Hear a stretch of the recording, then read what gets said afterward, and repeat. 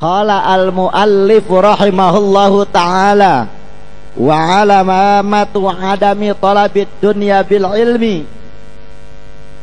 Adapun tanda cirinya orang yang tidak meraih dunia dengan ilmunya, dia tidak merengkuh dunia dengan ilmunya.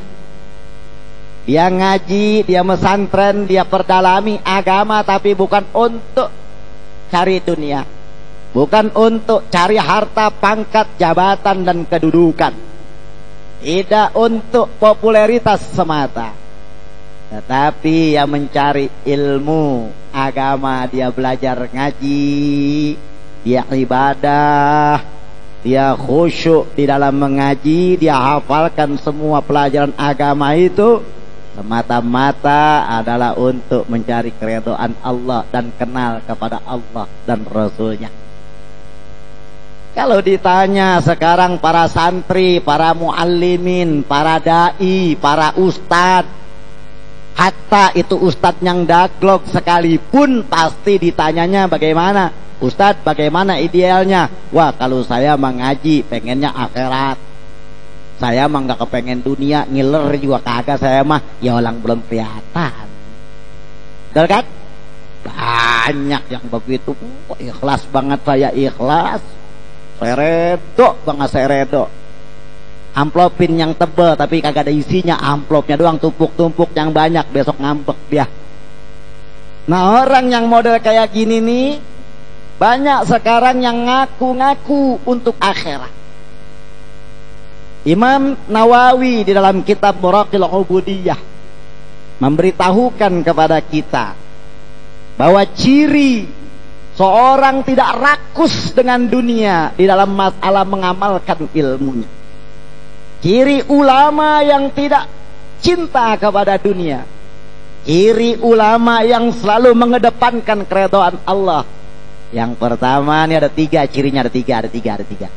Yang pertama adalah ayyakuna awwala amilin bil amri wa mujtanibin lin nahyi wa ayyakuna mujtaniban tarafaha mat'amin wa maskanin wa malbasin.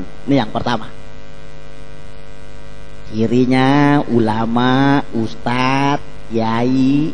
Sekarang kan ustadz udah nggak pakai za, ustadz pakai tak, ya kan, pakai te, ustadz. Urusan susu mah pantat begitu. Ributnya perempuan mulu. Nih sekarang nih ada nih yang model kayak begini nih. Bagaimana cirinya orang yang betul-betul menjadi seorang tokoh ulama? Yang pertama, ayyakuna awwala amilin bil amri wa mujtanibin lin nahyi. Dia adalah pelopor, orang yang pertama kali menjalankan setiap perintah, dan orang yang pertama kali menjauhkan setiap larangan. Nih ciri pertamanya.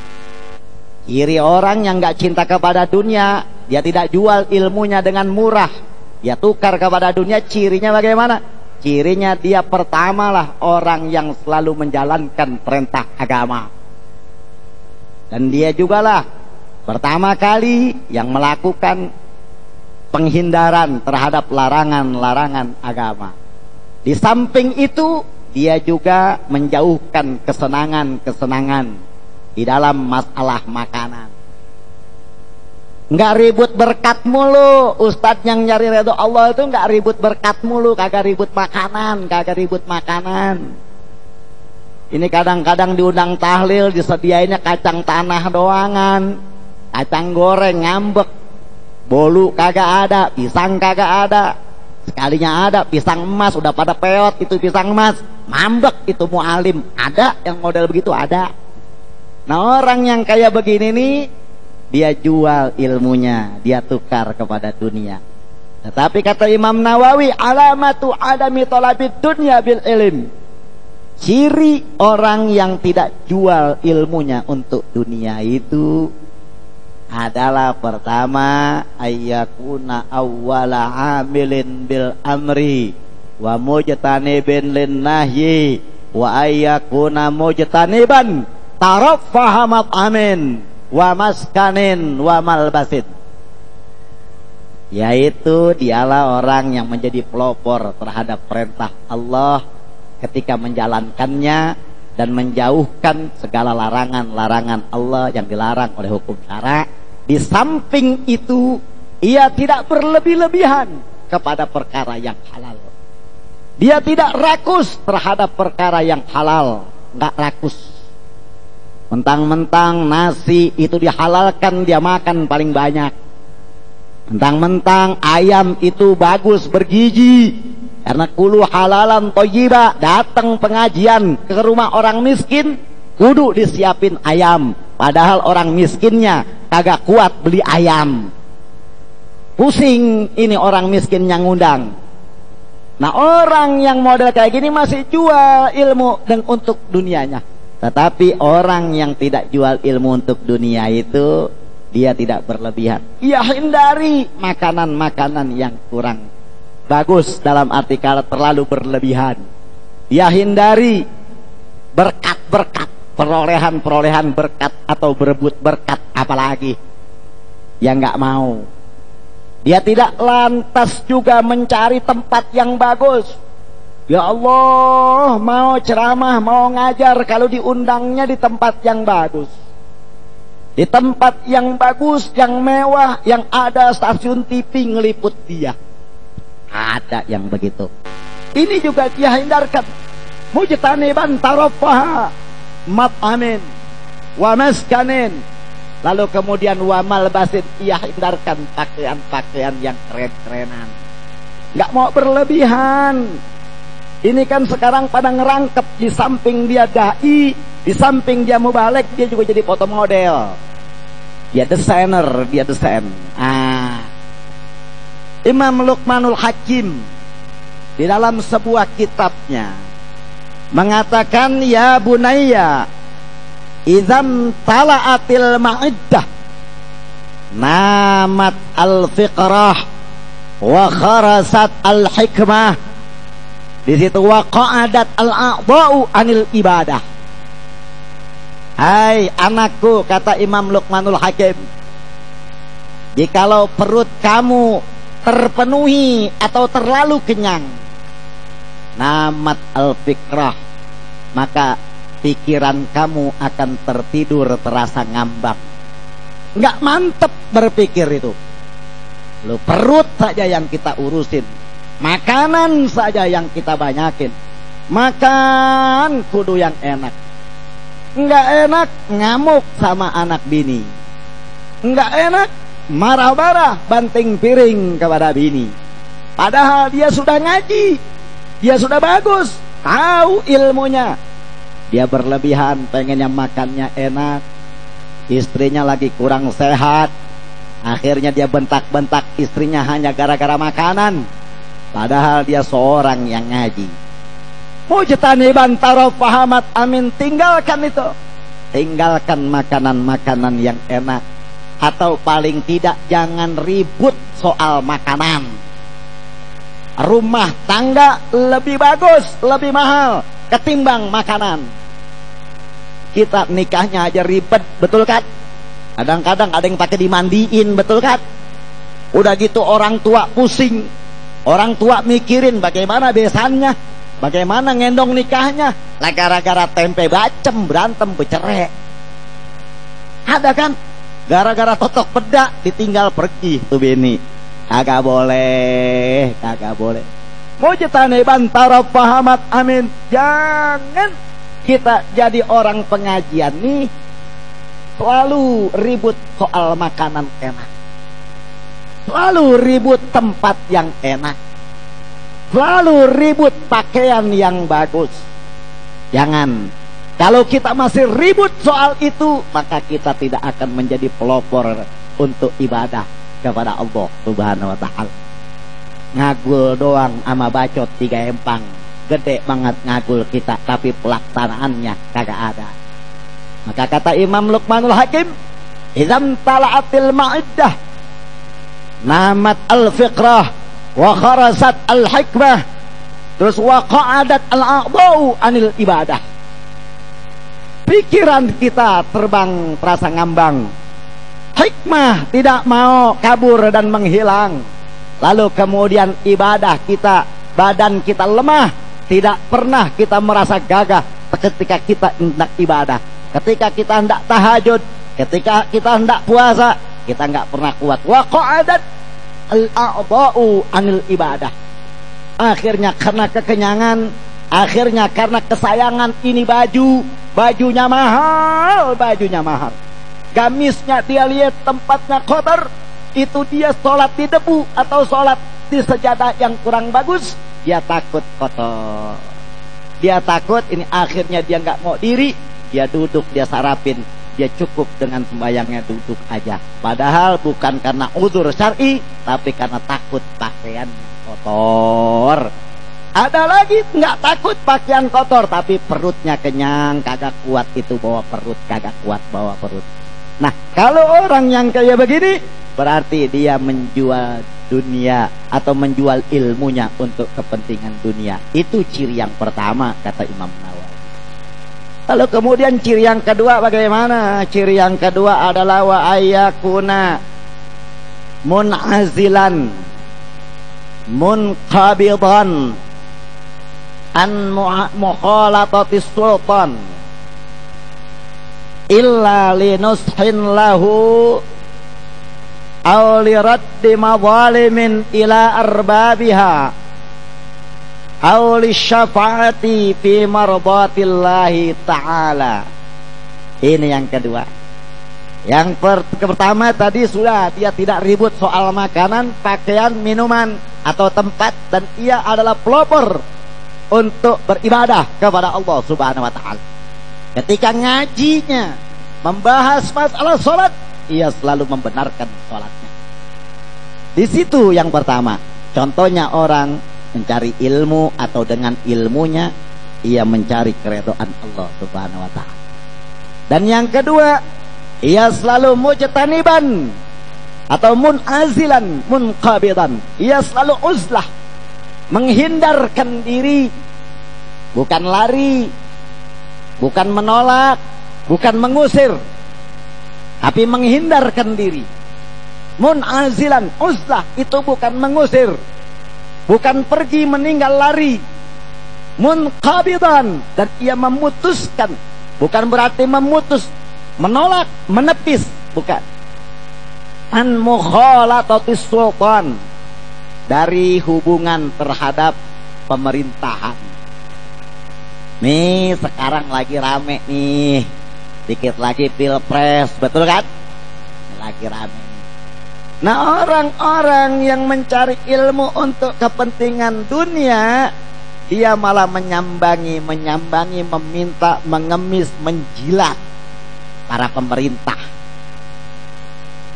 Tetapi yang dimaksud munazilan munqabidan di sini, pahami bahasanya adalah munazilan, azala, uzlah. Itu memang dia tidak mau ketemu dan tidak kenal, tidak mau kenal, tidak mula-mulain kenal. Kan kadang-kadang ada yang belaga uzlah, padahal dia pernah jadi pegawai negeri, karena dipecat akhirnya bilang uzlah. Udah kadang kenal. Kalau ini belum kenal, memang dia menghindar karena memang dia belum kenal. Munqabidan, dan ia memutusnya itu bukan menepis, bukan mengusir.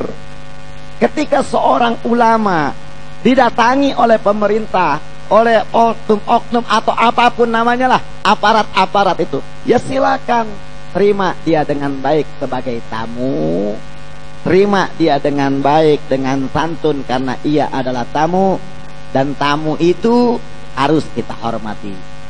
Fal yukrim dhaifahu. Tetapi dia tidak mau terlalu dalam bergaul kepada pemerintahan. Bahkan dia nggak mau ngemis-ngemis untuk jadi PNS. Ini kan kadang-kadang ustadz pengen jadi kepala KUA. Kenapa? Ada banyak duit, patutannya di situ.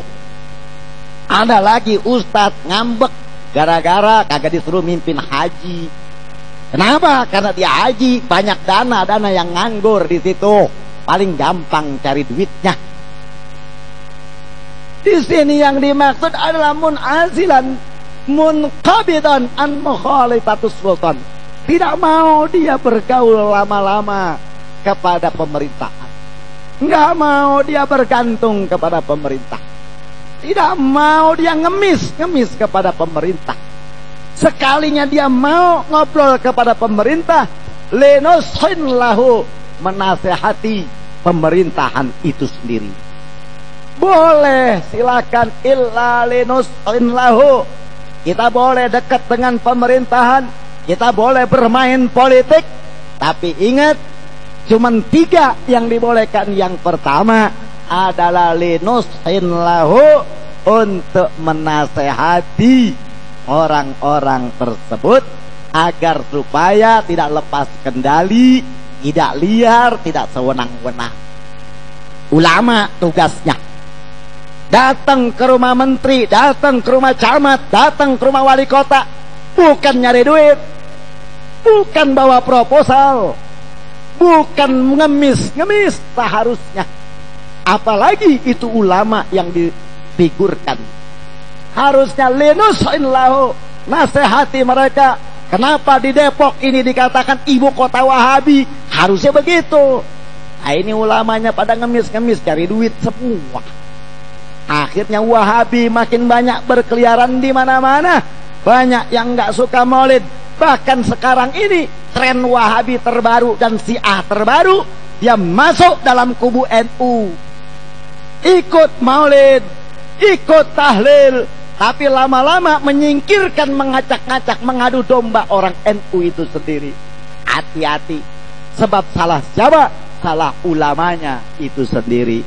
Ulama bercampur kepada pemerintah bukan untuk linusin lahu, bukan untuk menasehati, tapi menjilat, ngobyek, nyari komisi, nyari proyek. Tuh sekarang mana buktinya? Lihat sendiri, selidikin sendiri, udah menjadi rahasia umum itu semua. Dan yang kedua, boleh kita dekat pemerintah, liraddi mazalimin ila arbabiha, atau liraddi mazalimin ila arbabiha, atau hendak menolak kezaliman kepada para pelakunya itu, kepada oknum-oknumnya, kepada lembaga-lembaga yang berbuat zalim, kudu kita paranin. Itu tugasnya ulama. Bukan ulama itu membiarkan kezaliman, bahkan mengiyakan kezaliman. Giliran apa semuanya teriak, giliran ada yang bersalah teriak karena ada duitnya. Tapi stadium begitu ada yang mati, baru ribut-ribut ditutup. Kemarin pada kemana? Auliraddi mazalimin ila arbabiha. Boleh kita dekat kepada pemerintahan, boleh kita dekat kepada orang-orang pejabat, boleh kita dekat kepada orang-orang yang punya pengaruh, boleh kita dekat sama orang yang punya kedudukan di dewankah, di apakah, silahkan. Nah, tapi liraddi mazalimin ila arbabiha, yang kedua, yang pertama adalah untuk menasihatinya, dan yang kedua untuk menolak kezalimannya atau kezaliman oknum-oknum yang ada di lembaga itu. Dan yang ketiga, aulis syafaati fi mardatillahi ta'ala. Boleh kita dekat kepada pemerintahan kalau untuk membantu mereka untuk meneruskan pembangunan yang diridhai oleh Allah Subhanahu wa taala. Ini 3 pegang oleh kita. Ingat, ini banyak yang pora-pora lupa. Para kiai, para ulama, para asatidz, para dai, pora-pora lupa soal ini. Kalau sudah duduk di dewan, lupa. Kalau sudah duduk dengan pejabat, lupa. 3, boleh kita dekat kepada pejabat. 3 tempat boleh kita dekat kepada pemerintah. Yang pertama, lenushin lahu, untuk menasehatinya. Yang kedua, liraddi mazalimin ila arbabiha, untuk menolak kezaliman kesewenang-wenangannya, dan yang ketiga untuk membantunya mencari ridha Allah Subhanahu wa taala atau mensejahterakan rakyatnya, ataukah itu pembangunan yang harus dimajukan, mengembalikan kedaulatan rakyatnya, boleh kita bantu itu. Kenapa? Karena mengembalikan kedaulatan rakyat, mengembalikan wibawa pemerintah itu termasuk adalah perkara yang diridai oleh Allah Subhanahu wa taala. Itu tiga boleh dekat dengan pemerintah, dan itu ciri daripada orang yang tidak menjual ilmu, tidak menukar ilmunya dengan dunia. Dan yang ketiga cirinya adalah alla yakuna musari'an ilal fatawa. Dia tidak terburu-buru ketika berfatwa. Alla yakuna musari'an ilal fatawa. Kata Imam Nawawi Al-Bantani di dalam kitab Muraqil Ubudiyah ini, ciri yang ketiga daripada orang yang tidak mengharapkan dunia dengan ilmunya itu, walaupun dia pinternya kayak apa, walaupun dia alim fikihnya kayak apa, alla yakuna musari'an ilal fatawa. Dia tidak segera, tidak terburu-buru untuk menjatuhkan fatwanya. Hati-hati nih orang yang seperti ini. Orang alim yang benar-benar tidak lantas gampang menjawab masalah, tidak lantas gampang menjatuhkan fatwa. Ka'ayyadullah, bahkan ia mengunjukin atau dia menunjukkan kepada masyarakat ala man huwa a'lamu minhu, orang-orang yang lebih pantas, yang lebih alim daripada dia. Dia tunjukin, ada orang nanya kepada dia, dia nggak buru-buru jatuhkan fatwanya. Dia mutola'ah dulu, walaupun dia sudah hafal, dia mutola'ah. Dia sudah mutola'ah, dia cari kitabnya, dia cari dalilnya, dari mana saja dia cari. Setelah dia dapat, dia pun nggak langsung terburu-buru, pasti ia menunjukkan orang yang lebih alim daripada dia. Apa kata dia? Silakan kamu tanya kepada Syekh Anu, silakan kamu tanya kepada Kiai Anu. Kalau saya mah kurang begitu paham soal itu. Walaupun dia alim, walaupun dia alim, tidak terburu-buru dia menjatuhkan fatwa. Karena di dalam hadis baginda Rasul, Al-Imam Darimi di dalam kitab Sunannya itu halaman 157, Imam Darimi, dan ini dihukumi hadis mursal yang diambil daripada sahabat Ubaidillah bin Abi Ja'far.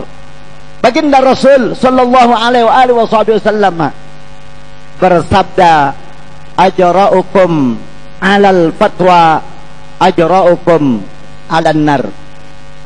Siapa di antara kalian yang lebih berani berfatwa, maka dialah sesungguhnya yang berani pertama kali nyemplung ke dalam neraka. Hati-hati jatuhkan fatwa. Sekarang fatwa berseliweran di mana-mana. Jelang pilpres, fatwa berseliweran di mana-mana. Di masjid, di gereja, di pura, semua di kuil-kuil, di pasar, di rumah kita, bahkan di dapur yang ada TV-nya, fatwa masuk situ. Suruh pilih AB, begitu dah.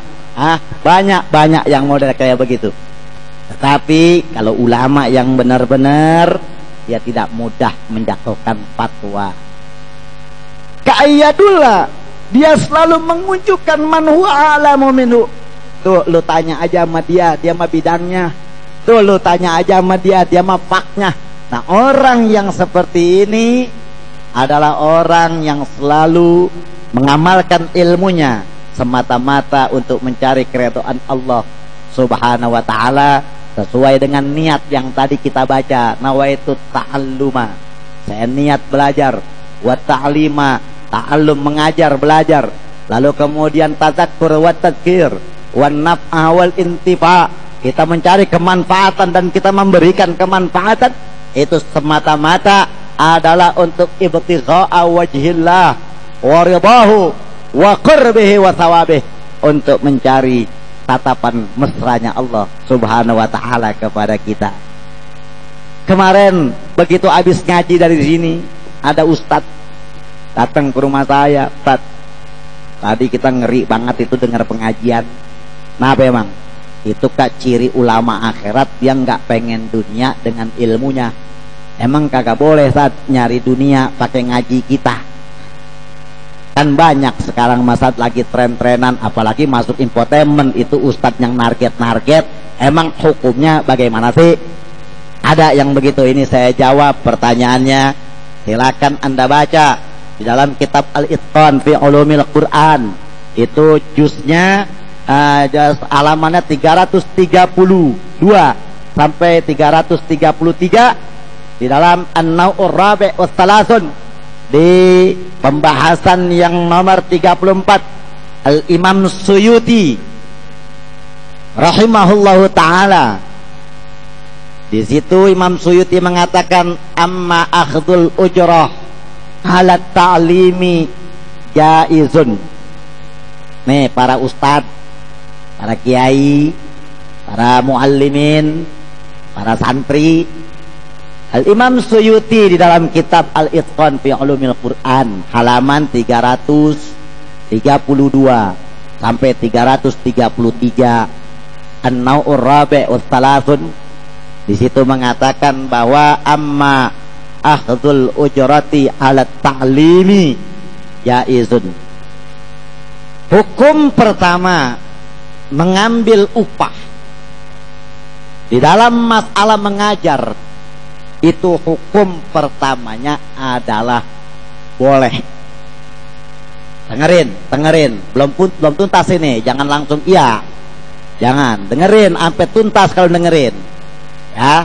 Hukum pertamanya mengambil upah dari mengajar itu, kata Imam Suyuti di dalam kitab Al-Itqan fi Ulumil Quran, pembahasan Ar-Rabi' wa Thalathun 34 pada halaman 332 sampai 333. Di situ kata Imam Suyuti mengatakan, amma akhdhul ujrah fit ta'limi atau alat ta'limi jaizun. Ini hukum pertamanya, boleh mengambil upah ya, mengambil upah daripada mengajar agama. Satu, tapi masih belum tuntas ya. Satu nih. Lalu pelajaran agama yang mana yang lebih pantas untuk dibolehkan mengambil upah? Di dalam Sahih Bukhari hadis nomor 5732, Anda bisa baca di dalam kitab Sahih Bukhari. Dan di dalam kitab Fathul Barinya juga ada. Di situ ada riwayat dari Imam Ibnu Abbas radhiyallahu taala anhu warḍahu. Baginda Rasul sallallahu alaihi wasallam bersabda, "Inna ahaqqa ma akhadhtum alaihi ajran kitabullah." Di dalam kitab Sahih Bukhari hadis nomor 5737.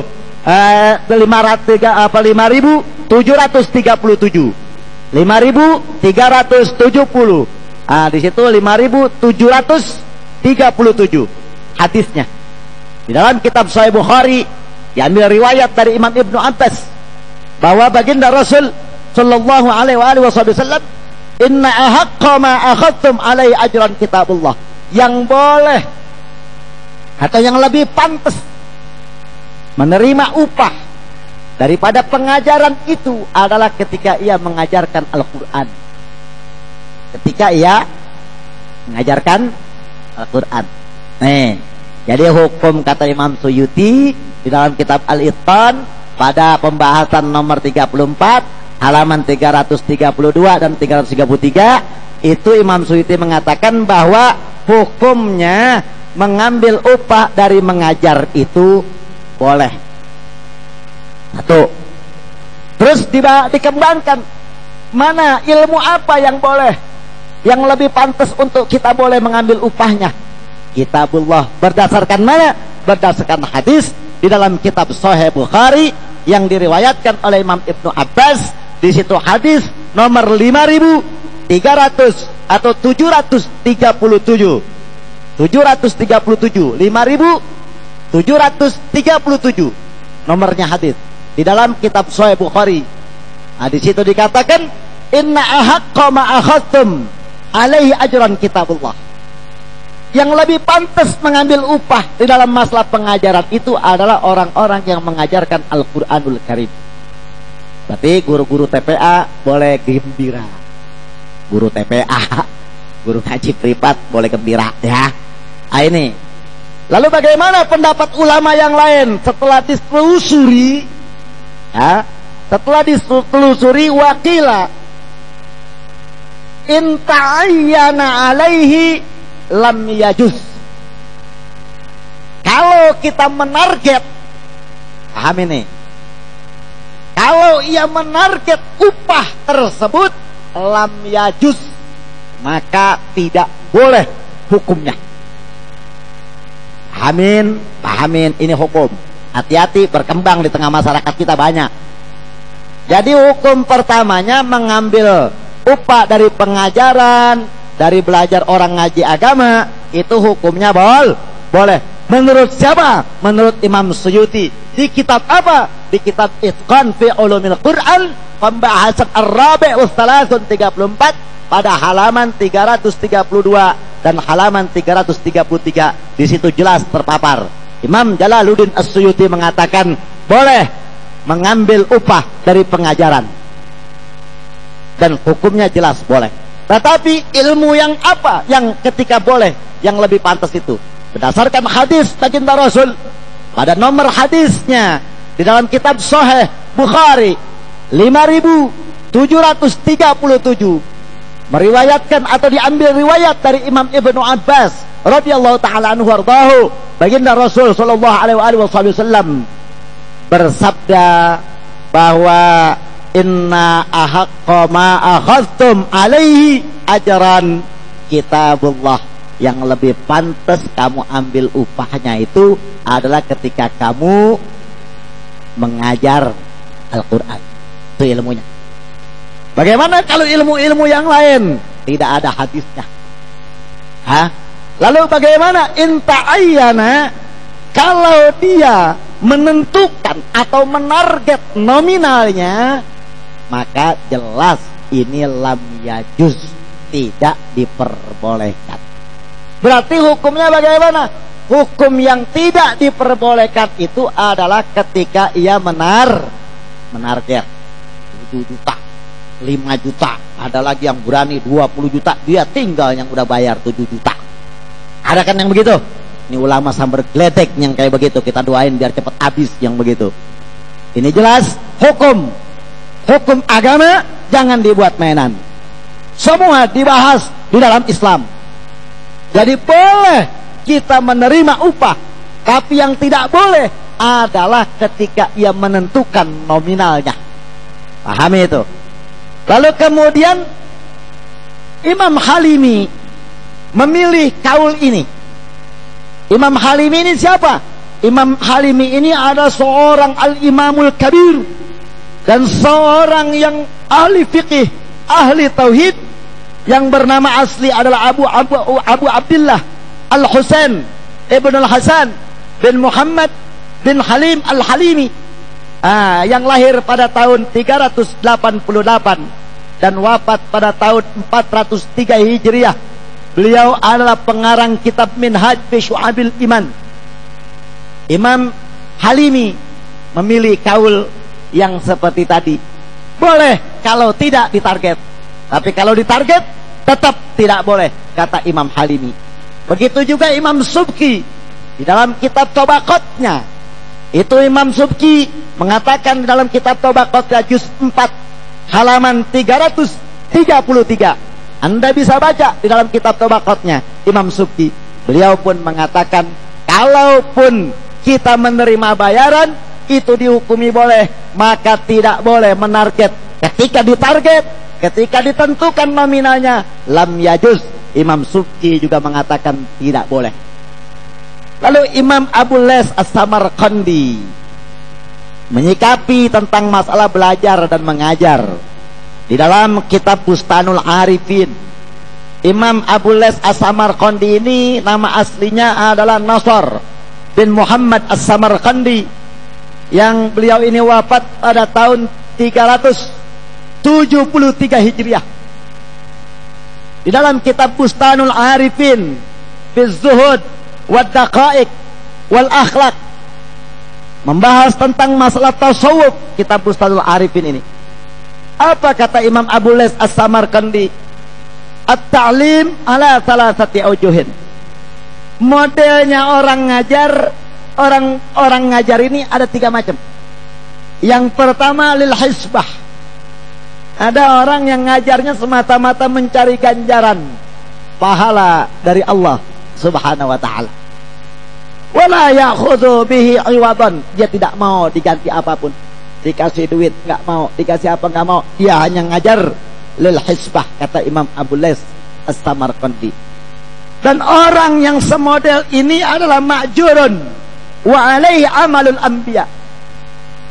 Orang yang hanya mencari keridhaan Allah ini adalah ma'jurun, orang yang selalu diberikan pahala oleh Allah Subhanahu wa taala, dan dia akan tercukupi semua kebutuhan hidupnya di dunia maupun di akhiratnya nanti, karena dia tidak silau kepada harta dunianya. Ini model orang yang pertama. Dan ini adalah amalul anbiya, biasa dilakukan oleh para nabi dan para aulia, para sholihin. Ini mengamalkan seperti ini. Dan yang kedua, ayyu'allima bil ujrah. Ada orang modelnya, kata Imam Abu Les As-Samarqandi dalam kitab Bustanul Arifin, modelnya itu mau ngajar kalau ada bayaran. Ada yang model kayak begini, mau ngajar kalau ada amplopnya. Mana dalilnya? Wa ulama'uhum yauma idzin fi amplopihim wa fi berkatihim wa fi pisang ambonihim wa fi parselim. Semua kata dia begitu. Sekarang mah ulama saat kudu amplop yang tebal, berkat yang bagus, pisang ambon yang gede, kata dia begitu.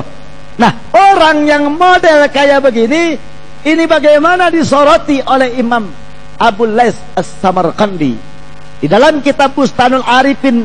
Ini adalah mukhtalifun fihi. Dia terjadi perbedaan pendapat. Orang yang seperti ini modelnya masih dipersengketakan oleh ulama dari tahun 373 Hijriah sampai kini hari belum ada deal-dealnya. Masih terus terjadi kontroversial. Mukhtalifun fih. Orang yang mencari duit dengan ngajarnya mukhtalifun fih. Tetapi bagaimana menurut kaul yang bagus? Al-arjah, kaul yang lebih kuat, jaizun, boleh. Tetapi haram hukumnya, bahkan kalau kita menentukan nominalnya. Silakan, saya butuh nafkah, anak saya butuh makan, udah ganti bensin saya aja, boleh. Tapi jangan menentukan sekian juta, sekian juta, sekian juta, sekian juta. Udah dikasih sekian juta, orang kagak sembuh-sembuh juga. Dia ajak ke rumahnya, dirampok rumah orang. Ada yang model kayak begitu. Akhirnya ditangkap sama polisi. Nah, ini orang-orang yang kayak begini kudu hati-hati. Ini model yang kedua. Ada lagi model yang ketiga. Model yang ketiga, ayu alima bi ghairi syartin. Ada yang ngajarnya bi ghairi syartin, enggak pakai syarat. Enggak pakai syarat. Fa iza ahda ilaihi qabila. Kata Imam Abu Les, ketika ada orang ngasih amplop, ya dia terima. Enggak pakai syarat. Bodoh dah, lu mau bayar kek, mau kagak kek, lu mau kasih kek, lu mau berkatin gua kek, kagak ngarep. Yang penting gua mengaji. Tapi fa iza ahda ilaihi, ketika dia dikasih hadiah, dikasih hadiah. Ingat, dikasih hadiah, bukan sedekah. Ada ustadz girang banget terima sedekah. Sedekah itu kok salah. Itu bagaikan air sabun. Air sabun buat ngepel rumah. Itu laksana ubinnya orang yang sedekah. Ubin dicuci pakai air. Air cuciannya tuh ubin, air buat ngepel kotor. Lah dikasih kotoran girang ustadz. disedekain girang. Orang yang kayak begini jelas-jelas nggak bagus. Tapi di sini adalah faedah ahda ilaihi, kata Imam Abu Lays. Dia ngajar ayu alima bi ghairi syartin, tanpa syarat. Tapi ketika dia dikasih hadiah, maka qabila, dia terima. Berdasarkan apa dia nerima? Berdasarkan hadis baginda Rasul sallallahu alaihi wa alihi wasallam, bahwa Nabi Muhammad sallallahu alaihi wasallam kana mualliman lil khalqi, adalah orang atau manusia yang paling mulia yang selalu menuntun makhluk Allah Subhanahu wa taala, selalu mengajar kepada sahabatnya, selalu memberikan petunjuk-petunjuk kepada semua orang. Kana mualliman, baginda Rasul sallallahu alaihi wasallam adalah selalu mengajar lil khalqi, kepada makhluknya. Bahkan dalam satu hadis lain, baginda Rasul, innama bu'istu mualliman, sungguhnya aku ini diutus untuk mengajar kalian semuanya. Ini kata baginda Rasul sallallahu alaihi wasallam. Lalu baginda Rasul kana mualliman, selalu mengajar lil khalqi, wa kana yaqbalul hadiyah. Dan baginda Rasul sallallahu alaihi wasallam ketika diberikan hadiah kepada sahabat, dia tidak pernah menolak. Sebagus apapun itu hadiah, sejelek apapun itu hadiah, dia tidak pernah menolak. Yang penting baginda Rasul tahu ini tidak akan menimbulkan fitnah atau mudarat. Tapi kalau sekarang, hati-hati menerima hadiah.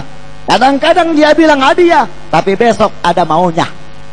Dia hadiahin mobil, kagak menang partainya, akhirnya kita yang dimusuhin. Katanya hadiah, tahu-taunya bukan hadiah, cuman kedoknya doang hadiah. Jadi kalau sekarang hati-hati. Nah, orang yang seperti ini dia ngajar tanpa syarat, tapi ketika diberi hadiah dia terima.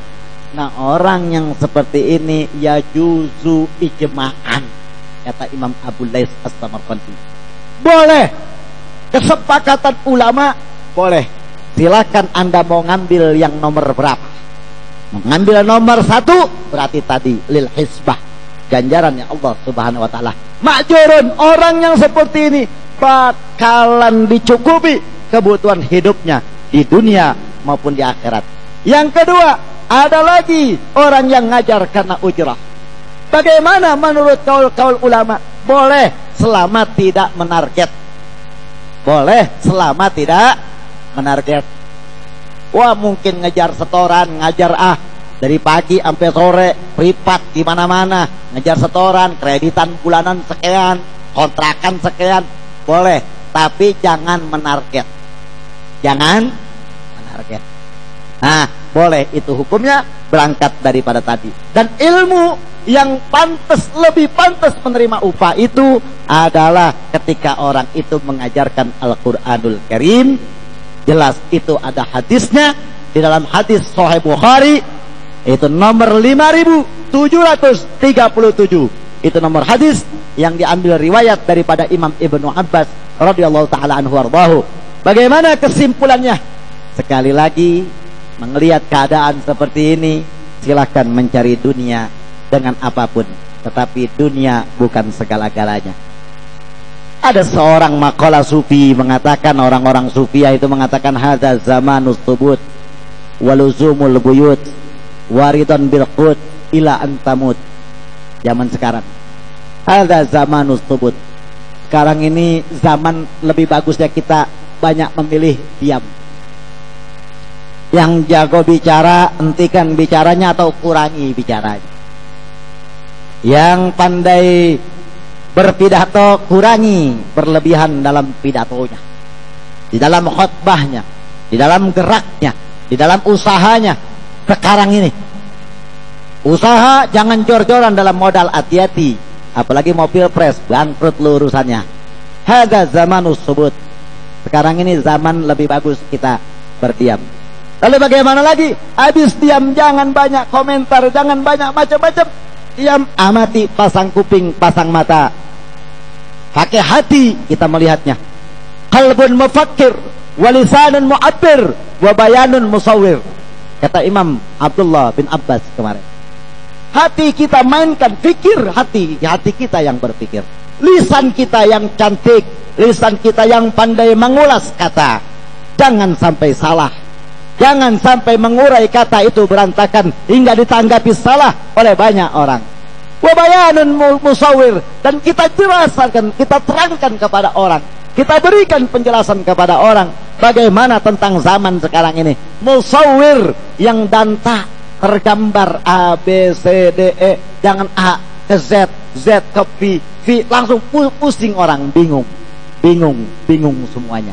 Nah, orang yang seperti ini, maka bagusnya ini zaman adalah luzumul buyut, lebih bagus banyak diam di rumah.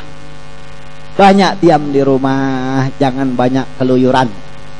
Ini zaman, apalagi ini penutupan pesan saya, hadza zamanus subut, berangkat dari keterangan tadi, hadza zamanus subut.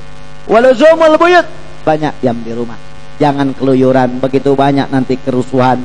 Kita ngeri terjadi kesalahpahaman. Ada partai ini, ada koalisi ini, ada pilpres ini, ada calon ini. Kita ngomong salah, dibacok kita sama pendukung yang lain. Bahaya.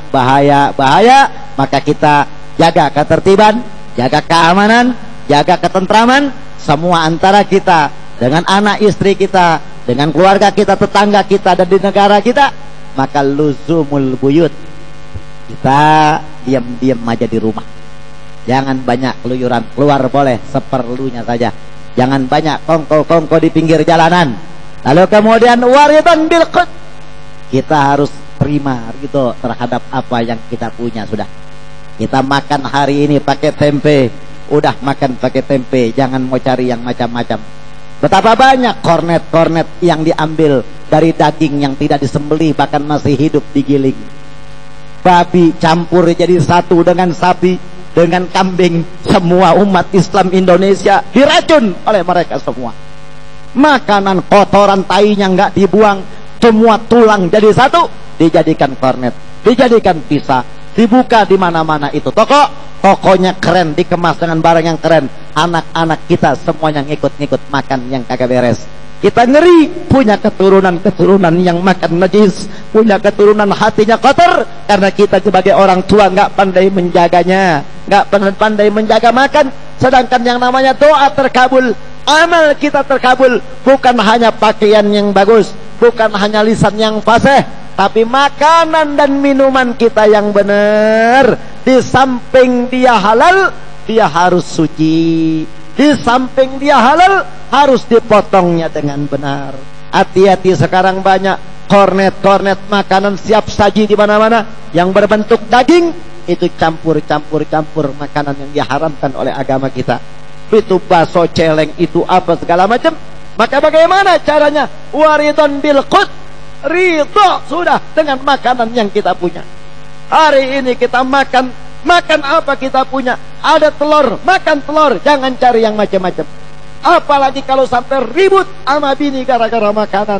Jangan sampai kita ribut berantakan sama keluarga kita gara-gara makanan, gara-gara minuman, gara-gara tempat yang tidak bagus, gara-gara kurang rapih kita bantingin piring. Hati-hati. Sampai kapan itu kita harus pakai prinsip seperti itu? Kita harus subut. Hati-hati, kudu mantep jejak kita, jangan pelimpan jadi manusia. Dan kita harus banyak diam di rumah, dan kita ridho terhadap apa yang kita punya. Sampai kapan? Ila antamut, sampai kematian menjemput kita. Insya Allah kita akan menjadi manusia-manusia yang selamat, yang berbahagia di dunia dan di akhirat. Dan mudah-mudahan kita semuanya ini, anak bini kita, istri kita, mertua kita, tetangga kita, orang tua kita, semuanya dijadikan orang-orang yang baik, orang-orang yang soleh, yang selalu di bawah curahan rahmat dan maghfirah Allah Subhanahu wa ta'ala. Dan mudah-mudahan kita dilindungi daripada makanan-makanan yang tidak benar, daripada apa segala pakaian yang tidak benar, pakaian yang dilarang oleh syariat, makanan yang dilarang oleh syariat. Mudah-mudahan terhindar dari perut kita, dari mulut kita, dari anak bini kita, semuanya dilindungi oleh Allah Subhanahu wa ta'ala. Dan semua ilmu yang kita sudah pelajari selama 1 tahun ini, dari penutupan pembukaan kemarin sampai sekarang, mudah-mudahan dijadikan nur dalam hati kita, nur yang bisa membimbing langkah kaki kita, nur yang bisa membimbing pikiran kita biar lebih baik daripada yang kemarin-kemarin. kaki kita biar lebih gampang, biar lebih enteng untuk menuju tempat yang baik-baik. Dan mudah-mudahan kita semua dijadikan orang-orang yang pandai bersyukur, yang banyak sabarnya, yang selalu bersyukur kepada nikmat sehat, nikmat iman dan Islam kita. Ala hadin niyah wa ala kulli niyatin salihah wa ala manawahu aslafuna salihun. Al-Fatihah.